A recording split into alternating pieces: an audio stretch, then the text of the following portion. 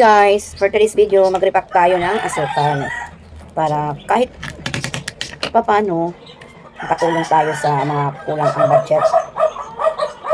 Yan, magre-repack tayo. Ito, may nagawa na tayo dito. ₱2 ang ano niyan, ang benta natin.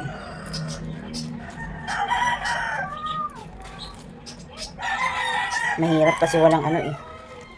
Tatagalan. Kailangan talaga lang dito is tiyaga sa pagre-repack.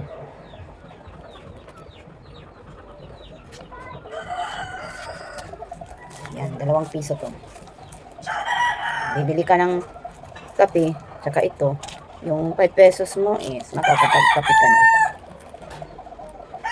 ₱10 mo, may kape ka na. Yung pure na kape, tig-5. Tapos ito, ₱2.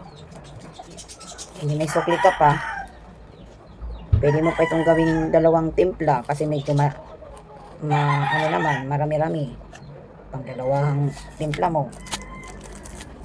Huwag masyadong ganyan ng asukal para iwas diabetic naman, di ba? So ito na lang. Ito pwede na to 2 timpla. Kasi ano hindi sa inaano ko kayo, pero mas maganda talaga yung pure na kape, timpla nyo.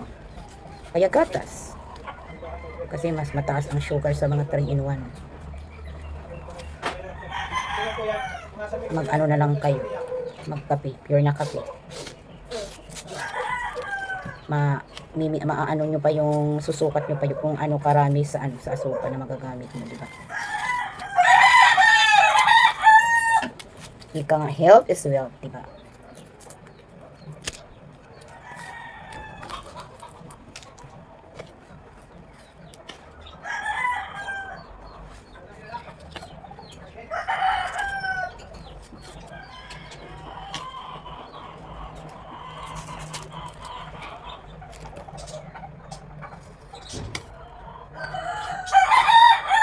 Wala tayo kasing imbodo. Kung may imbodo, madali lang ito.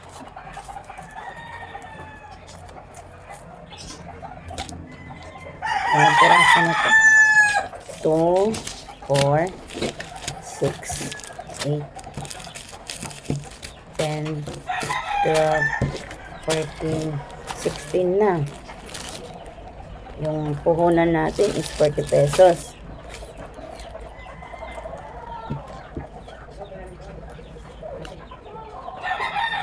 4 na lang, makaka ₱40 na tayo. Tapos medyo marami-rami pa to.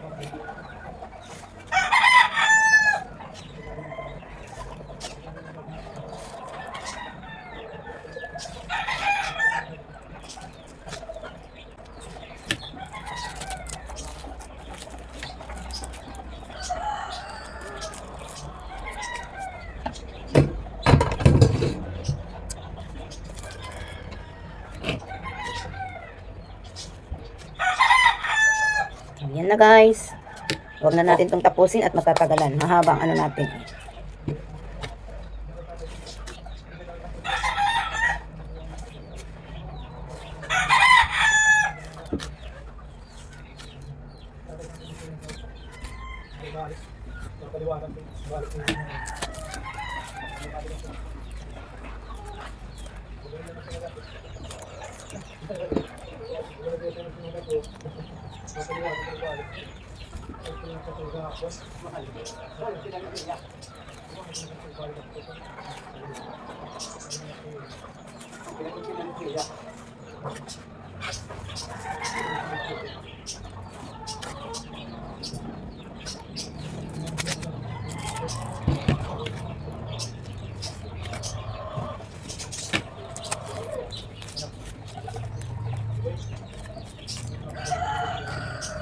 Ayan na.